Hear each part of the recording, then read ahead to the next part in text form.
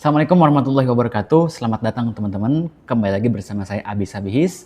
Kita hari ini atau di video kali ini saya akan membahas tentang jiwa lawamah. Ini adalah seri dari perjalanan kesadaran bagaimana kita mengenal jiwa kita sendiri. Di poin yang kedua ini atau derajat yang kedua ini, itu titik tekan yang mau coba di-sharingkan adalah bahwa ada pernah di mana kita punya perasaan yang lemah atau low. Punya pemikiran yang ketahan di dalam pikiran, yang orang lain mungkin tidak tahu, tapi kita bisa merasakannya. Contoh misalnya, ada saat dimana kita tidak bisa berdebat. Ada saat dimana kita tidak bisa melawan. Ada saat dimana kita bad mood. Ada saat dimana kita baper terbawa situasi. Ada saat dimana kita hanya bisa diam ketika melihat sesuatu yang bikin kita nggak enak.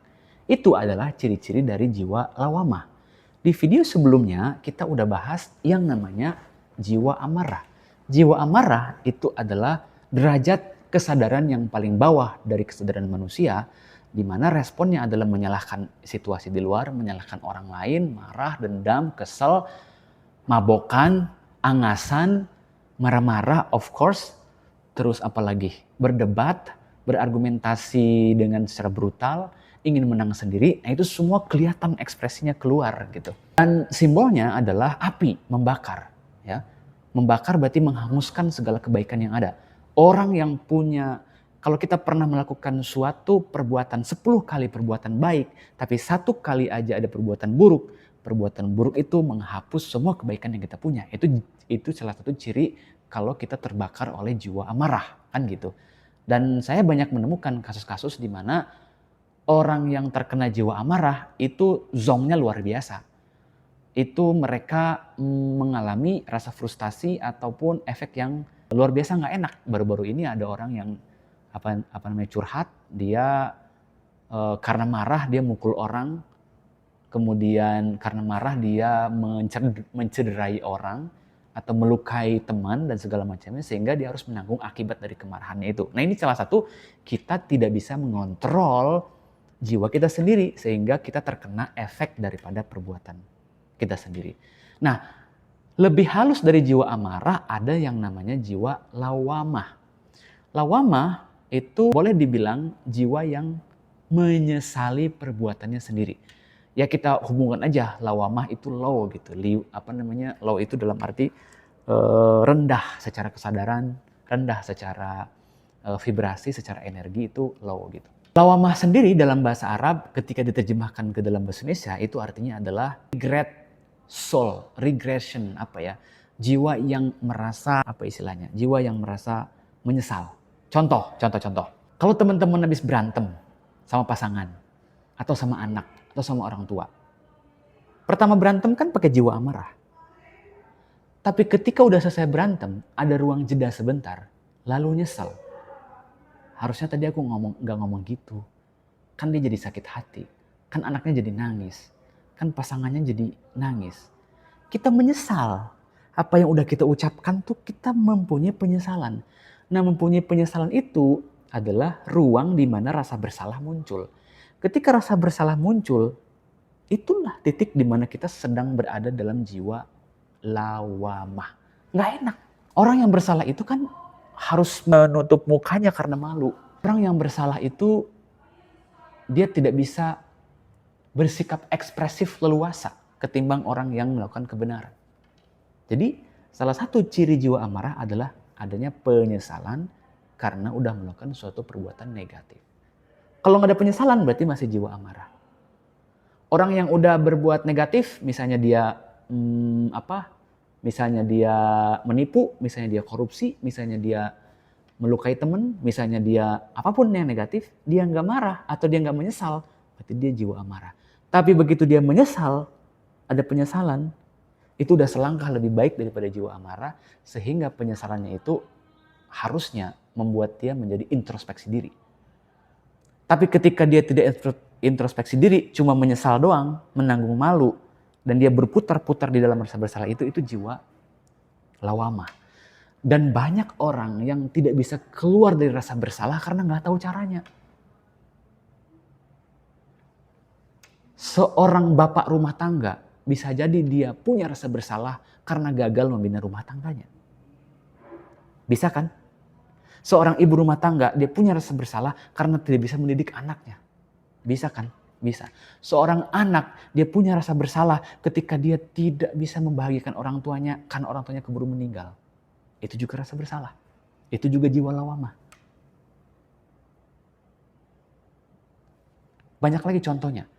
Tapi kalau dia tidak belajar, orang ini tidak belajar kesadaran, dia akan terus berputar di situ, yang pada ujungnya dia akan menyalahkan dirinya sendiri.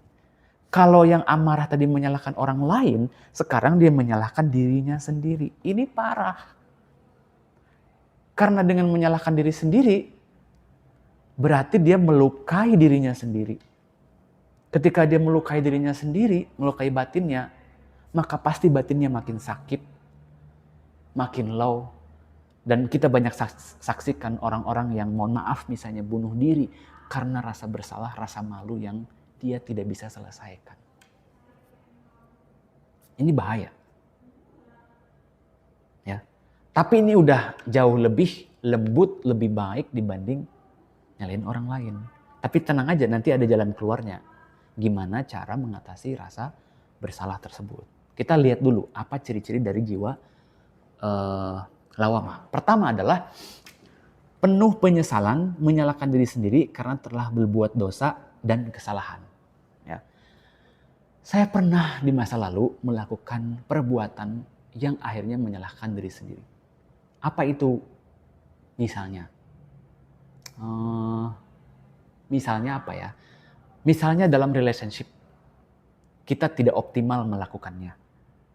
Dengan kata lain, kita menyia-nyiakan hubungan yang udah kita bangun, atau dengan kata lain, ada orang tersakiti karena perbuatan kita. Ketika ini terjadi, di jiwa amarah kita nggak ngerasa bersalah kalau kita udah nyakitin orang. Tapi di jiwa lawamah, kok aku bisa ya punya sikap kayak gitu? Padahal bisa aja aku mengatakan, aku orang baik loh gitu. Tapi kok aku bisa nyakitin? Pada saat itu terjadi, maka ada, ya Allah, ada penyesalan. Apalagi melihat orang itu terpuruk misalnya. Kita makin menyesal. Apalagi lihat orang lain menderita. Atau orang lain menyalahkan kita. Ya, itu membuat kita jadi suffering kan gitu. Atau kita kena konsekuensi daripada perbuatan kita sendiri. Ini juga bikin kita menyesal. Gara-gara kita nyakitin orang, aku disakitin. Jadi ketika aku disakitin sebenarnya aku menuai dari apa yang sudah aku tanam. Tapi di jiwa lawamah kita nggak tahu itu adalah hukum tabur tuai. Hukum tabur tuai nanti akan ketemu kalau kita ada di jiwa yang di atasnya, yaitu jiwa mulhamah yang ketiga. Tapi kebanyakan orang di dalam jiwa lawamah nggak tahu hukum tabur tuai, nggak tahu hukum karma, itu nggak tahu. Dia cuma merasa bersalah aja gitu ya. Dan nuansa emosinya adalah penyesalan. Ya. Dan ini pasti nggak enak gitu. Jadi yang kedua adalah minder, baperan, tidak self-love, tidak mencintai dirinya sendiri. Dirinya sendiri selalu dibully.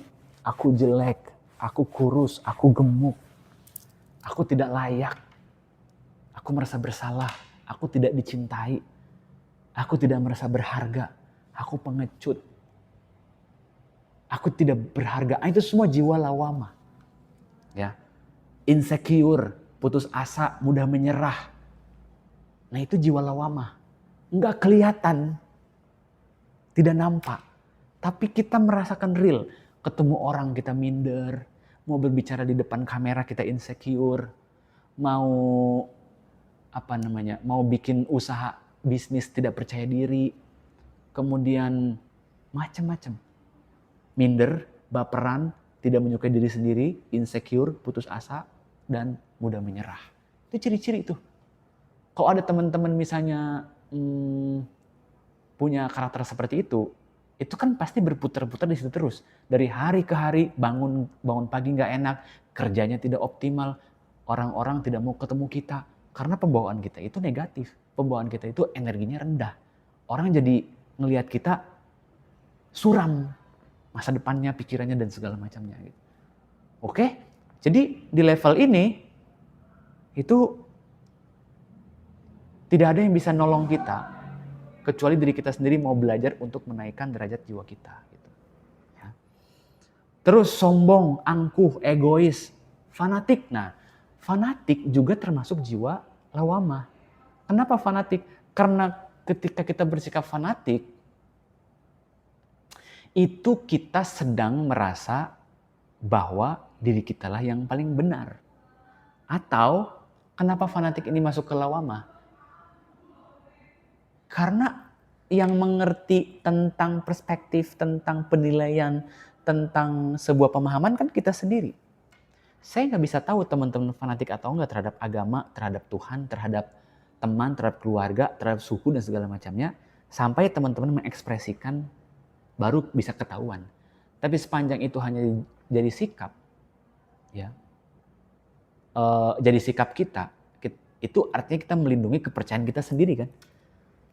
Orang yang melindungi kepercayaan kita sendiri berarti ada ancaman di luar yang bakal merusak kepercayaan kita sendiri. Akhirnya kita harus fanatik pada apa yang kita percayai.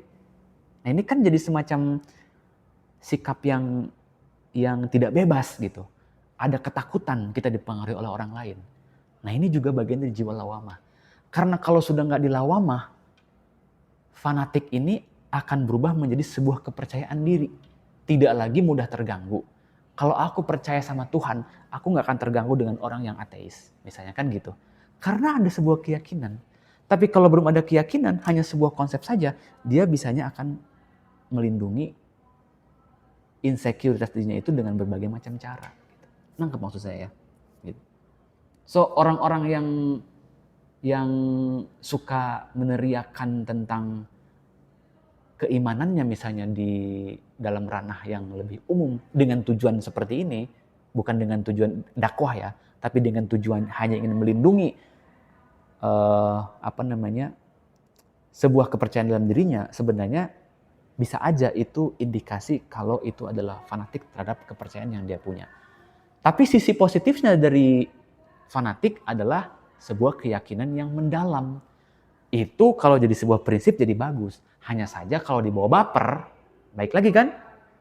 Orang fanatik itu biasanya baperan. Begitu kefanatikannya disinggung, maka dia akan baper. Nah, yang kita capture adalah perasaan bapernya itu yang dia berada dalam posisi jiwa lawamah gitu ya. Tapi kalau dia amarah, kefanatikan disinggung, dia akan marah. Tapi kalau dia bukan amarah, maka dia akan jadi baper, terbawa perasaan kan gitu. Kemudian ciri berikutnya dari jiwa lawamah adalah ambisi tanpa arah atau pamrih atau perbuatan-perbuatan yang tidak tulus. Itu juga jiwa amarah. Kemudian merasa sudah tahu jalan yang benar tentang hidup. Nah di sini kalau orang beneran sudah tahu jalan yang benar tentang hidup, ekspresinya adalah keyakinan, keteguhan, clarity, kejelasan, ya, tidak egois. Tapi kalau di sini hanya merasa sok tahu dan merasa sudah tahu jalan yang benar tentang hidup, itu adalah ekspresi dari ego. Sehingga efeknya tidak menerima kritik atau pendapat dari orang lain. Saya pernah di fase ini itu sebenarnya adalah ego yang kita punya. Sampai di satu titik di mana saya nggak bisa percaya dengan omongan orang lain. Dengan omongan atau kritikan atau masukan dari orang lain. Karena aku udah tahu apa yang aku lakukan.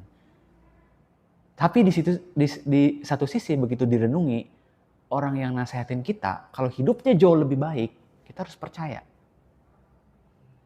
Dan hidup kita belum lebih baik.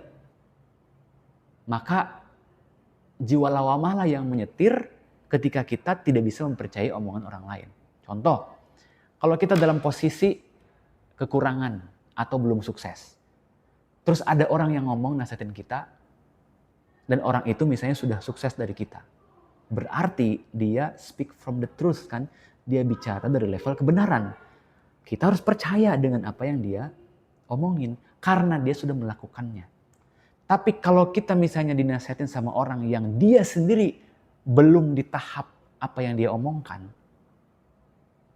Ya, misalnya orang itu, kita belum sukses, kita belum menapaki jalan spiritual, tapi orang itu ngomongin kita buat sukses, sementara dia juga belum. Nah, dia tidak speak from the truth. Dia tidak bicara dari pengalaman, dia hanya bicara dari konsep. Dan itu tidak akan sampai energinya. Ya, jadi jiwa amarah ini jauh lebih halus gitu. Reaksi-reaksi batinnya itu jauh lebih halus dan kita nggak nyangka kalau itu jiwa lawamah, jiwa yang lemah gitu, jiwa yang low, jiwa yang berada dalam frekuensi yang rendah kan gitu. Nah, apa konsekuensinya kalau kita merasa sudah tahu jalan yang benar, merasa sok tahu tentang jalan yang benar dalam hidup? Konsekuensinya jelas kita nggak akan kemana-mana, karena kita hanya sok tahu. Karena itu mesti dibuktikan dalam kehidupan. Kalau sudah tahu, lakukan, ada hasilnya, baru speak the truth. Tapi kalau cuma sok tahu, banyak ngomong, omdo, apalagi sok ngajarin orang misalnya, nah hati-hati. Kondisi jiwa amarah kita sedang kita tularkan pada orang lain, dan orang lain juga bisa akan terkena dari jiwa amarah kita. Karena su'ul khuluqi yu'di, keburukan itu bisa menular kalau nggak salah bahasa Arabnya. Saya nggak tahu, kalau misalnya kalau salah tolong dikoreksi. Keburukan itu bisa menular. Orang yang menyebarkan keburukan, hoax, akan tervibrasi kepada orang yang juga punya kecenderungan menerima vibrasi atau hoax itu sendiri, sehingga dia juga akan kena. Tuh. Kemudian, jiwa lawamah dalam soal relationship, dia juga mengaku mencintai secara sepenuh hati, namun masih melirik kemungkinan lainnya. Jadi cintanya tidak jujur. Dia masih melihat kemungkinan-kemungkinan lain yang bisa dia manfaatkan. Orang-orang yang selingkuh, orang-orang yang bermain perasaan, orang-orang yang mencintainya itu transaksional gitu ya, itu bisa dikategorikan dia sedang berada dalam jiwa lawamah. Kenapa? Karena hilangnya insecure, hilangnya kepercayaan diri, adanya insekuritas dalam dirinya, atau dia hilang kepercayaan dirinya sendiri, sehingga dia harus mencari kebahagiaan lewat orang lain kan gitu. Kemudian low vibration, kalah set oleh lingkungan sekitar, bingung dan sulit mengambil keputusan. Low vibration juga jiwa lawamah. Lowbat, kalah set oleh lingkungan. Itu yang tadi kita masih masuk ke contoh di mana kalah karisma gitu. Kalah setup gitu. Belum apa-apa udah lemah, belum apa-apa udah low gitu. Biasanya kena serangan mental. Ya. Orang yang kena serangan mental itu tadi jadi lawamah. Kita punya income misalnya UMR 4 juta, 5 juta. Tapi begitu ketemu dengan orang yang gajinya 17 juta, kita langsung low vibration. Kita langsung kalah set. Kepercayaan diri kita jadi low. Nah, itu namanya jiwa lawamah kan gitu. Ya. Kemudian kita misalnya mau ketemu seseorang gitu. Ternyata orang yang kita temui jauh lebih kaya atau lebih ganteng, lebih cantik atau lebih kredibel, hingga kita jadi low vibrasinya. Ya, kita kalah set.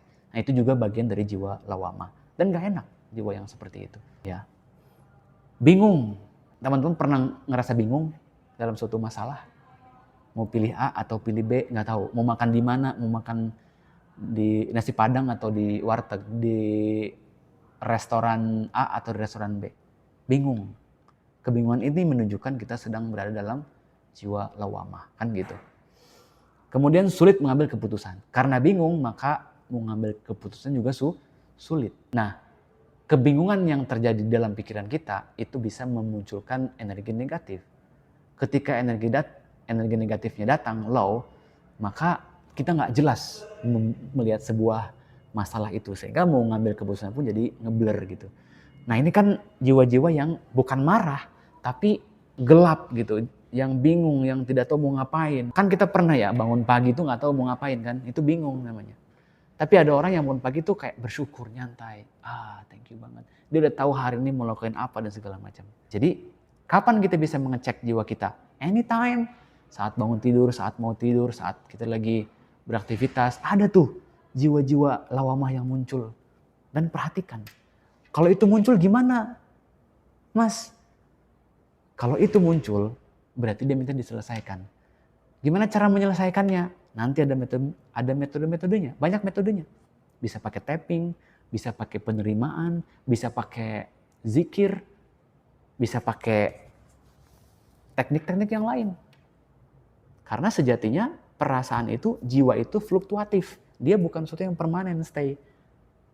Ya, dia bisa berpindah-pindah. Dalam diri kita ini kan ada banyak derajat, kadang dia marah, kadang lawamah. Nggak selamanya kita di lawamah, tidak selamanya kita di amarah. Kadang kita juga ada di kedamaian, kadang kita juga ada di kebahagiaan. Tapi ada dominannya di mana? Ada kebiasaannya di mana? Nah, itu yang seringkali menjadi automatic habit responnya. Yang udah automatic habit responnya itu bisa amarah ataupun lawamah kan gitu. Jadi berikutnya dari jiwa lawamah adalah dia mengalami pola yang berulang dalam setiap masalah. Apa artinya pola yang berulang? Aku ketemu masalah ini lagi nggak kelar-kelar gitu. Contoh misalnya masalah, kenapa aku sering ketemu orang yang nyebelin? Kenapa aku sering ketemu orang yang salah? Kenapa aku sering dihianatin? Kenapa aku sering diselingkuhin misalnya? Nah, itu berarti kan pola yang berulang. Kenapa, misalnya juga ya, kenapa aku kalau dapat uang tuh habis terus, aku nggak bisa nabung? Itu kan kebiasaan yang terus berulang. Gitu. Banyak hal yang kalau kita telusuri, itu mengalami pola berulang, yang ketika dia mengalami pola berulang, maka dia menjadi servo mechanism, menjadi autopilot gitu. Orang yang misalnya, ada orang yang dia ke tempat parkir, selalu dapat mudah parkir. Polanya berulang, alhamdulillah. Tapi ada orang yang dia misalnya bawa mobil, pergi ke mall, susah banget cari parkir. Minggu ini susah, minggu depannya susah, selalu nggak kebagian. Itu kan mengalami pola yang berulang. Jadi servo mechanism, jadi autopilot. Ada orang misalnya dalam sebuah rumah tangga, pembantunya selalu pulang kampung setiap akhir lebaran dan gak balik lagi. Selalu begitu.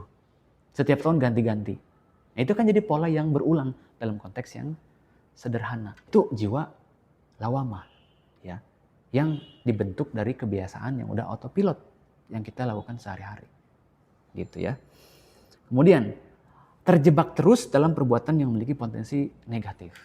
Ya. Karena dia nuansanya energinya rendah, low vibration, tentu saja akan mudah terarahkan kepada hal-hal yang sifatnya negatif. Kecenderungannya itu bisa diatur oleh situasi atau oleh lingkungan, oleh orang gitu. Mudah banget dipengaruhi, dikendalikan. Lagi nggak punya uang, tiba-tiba ada yang ngajak untuk demo misalnya, dengan ada uang, dengan dikasih iming-iming, dia akan langsung tanpa tahu alasannya apa buat melakukan demo misalnya. Atau misalnya dia lagi di rumah belajar, lagi baca buku atau lagi tiba ada temennya ngajak nongkrong, dengan sangat mudah dia akan ikut terpengaruh. Karena apa? Karena tidak punya prinsip gitu. Dengan kata lain, jiwa lawamah ini adalah jiwa yang belum kuat memegang sebuah prinsip dalam hidup. Mudah kecenderungannya, mudah diatur. Tapi kabar baiknya, kalau kita paham seperti ini, dengan cara menganalisa konsekuensinya, dan efek-efek dan akibatnya, dan ada ilmunya, kita pelan-pelan bisa mengurangi keterikatan pada jiwa lawamah. Konteks tadi misalnya kita lagi di rumah, ada yang ngajak temen nongkrong misalnya, kemudian kita ikutan. Kan dengan kesadaran kayak gini kita akan tahu, kita akan juga memberikan ruang jeda buat pemikiran kita. Untuk apa aku ikutan nongkrong? Untuk apa aku ikutan demo? Mending aku melakukan perbuatan-perbuatan yang positif, yang bisa menaikkan skill, kedewasaan, kematangan, ataupun kualitas dari diriku sendiri. Nah, ini pemikiran seperti ini itu nggak ada di dalam jiwa lawamah. Bingung, frustasi, bad mood, nggak tahu mau ngapain, ya, bawaannya pengen sesuatu yang instan, stres, minder, macam-macam. Nyalahin diri sendiri, ini emang salah gue yang goblok, gue yang bego, gue emang orangnya begini. Nah, itu jiwa lawamah tuh. Itu nggak enak tuh kayak gitu tuh. Ya.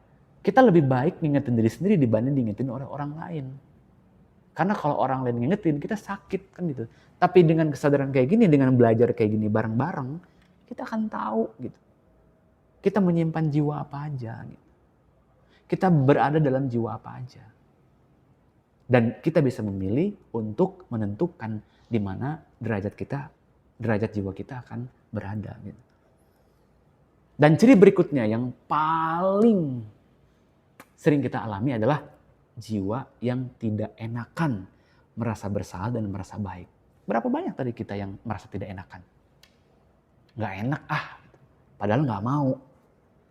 Kumpul-kumpul keluarga nggak enak padahal nggak mau. Kumpul-kumpul teman udah merasa nggak enak, udah merasa nggak cocok, tapi karena nggak enak keluar WhatsApp grup, nggak enak, takut dijudge orang lain, nggak enak.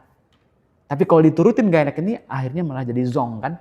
Jadi kita jadi kayak merasa, harusnya tadi aku nggak kesini, harusnya tadi aku nggak ngelakuin ini. Hanya penyesalan lagi yang ada. Itu jiwa lawamah jadinya. Nggak enakan. Dalam hubungan ini seringkali banyak seperti itu. Dan karena udah kuat, kita melatih rasa nggak enakan, sulit keluar dari jiwa amarah, dari jiwa lawamah ini. Hubungan yang udah nggak sehat juga kadang-kadang orang masih mempertahankannya karena nggak enak dengan dogma sosial, dengan situasi sosial, dengan pandangan orang. Padahal dia tahu di dalamnya udah nggak cocok, udah menderita, udah toksik sebuah hubungan, tapi karena nggak enak tetap dipertahankan. Sehingga jiwanya tidak punya kemandirian, nggak punya kebebasan dalam hidup. Nanti ujung-ujungnya bakal menyesal, harusnya dari dulu ini disikapin, tapi karena nggak enak, wah gitu. Jadi berapa banyak dari kita yang terjebak dalam nuansa hidup yang serba tidak enakan. Gimana cara keluarnya? Ya, harus berubah jiwanya, harus naik level kesadarannya. Bagaimana cara menaikkannya? Lagi-lagi banyak cara yang bisa dilakukan. Meditasi, belajar, hipnoterapi, atau apapun lah. Saya sedang menyiapkan metodenya, tapi saya nggak bisa buka di sini. Ya. Merasa bersalah tadi udah dibahas dan merasa baik, merasa sok baik-baik aja. Itu juga jiwa lawamah. Berikutnya adalah ciri jiwa lawamah adalah merasa stuck dalam hidup, stagnan, dan dia tidak berkembang karena dia selalu nyaman berada di zona nyaman. Stuck. Orang-orang yang saya pernah mengalami satu masa di mana saya kerja 5 tahun, 6 tahun stuck. Zona nyaman. Nggak naik gaji, nggak naik promosi. Mungkin karena saya yang ngerasa stuck, maka saya juga tidak produktif. Dan itu terus menjadi masalah yang berulang kan gitu. Tapi dengan begitu kita tahu bahwa mungkin di satu tempat kita nggak cocok, maka kita harus segera untuk mencari tempat lain yang membuat kita lebih bertumbuh lagi. Karena yang paling mahal dalam hidup adalah waktu yang nggak bisa diputar ulang. Ya, kalau keputusan diambil nanti setelah menua, udah terlambat, udah penyesalan, udah susah. Dalam ilmu psikologi, orang yang udah usia 40 tahun ke atas itu materi jiwanya udah solid sehingga untuk berubah pun sulit. Apalagi udah usia 50-60, udah gak bisa diapa-apain kadang-kadang. Terlalu berat mengambil sesuatu yang baru dalam hidup. Padahal kesempatan, tantangan, kemungkinan-kemungkinan dalam hidup ini banyak banget yang bisa kita lakukan.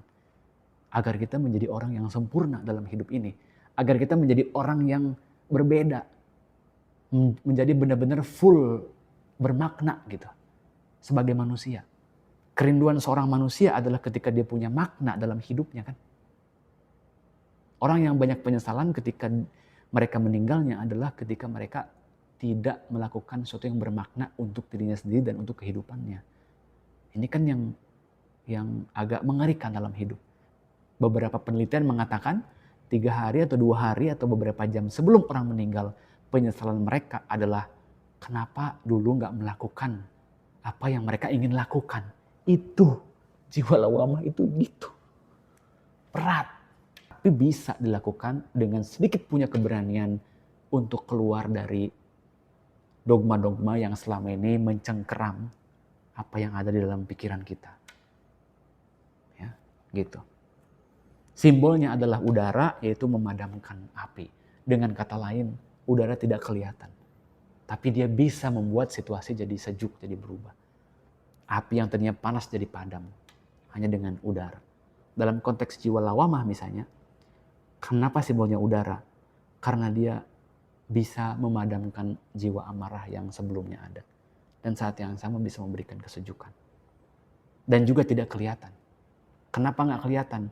Karena udara sifatnya invisible. Jadi cara kita berubah juga harusnya pelan-pelan invisible. Dengan kata lain, kalau kita ingin naik level jiwanya, lakukan perubahan-perubahan yang kita sendiri yang tahu caranya, dan kita tahu cara prakteknya, dan lakukan juga dengan diam-diam, tidak perlu dipamerkan, tidak perlu ditunjukkan kepada siapapun, tidak perlu validasi siapapun. Kitalah yang menjadi saksi perubahan jiwa kita setiap derajatnya sampai kita menemukan titik tenang, titik damai, titik yang kita inginkan dalam hidup kita. Terima kasih.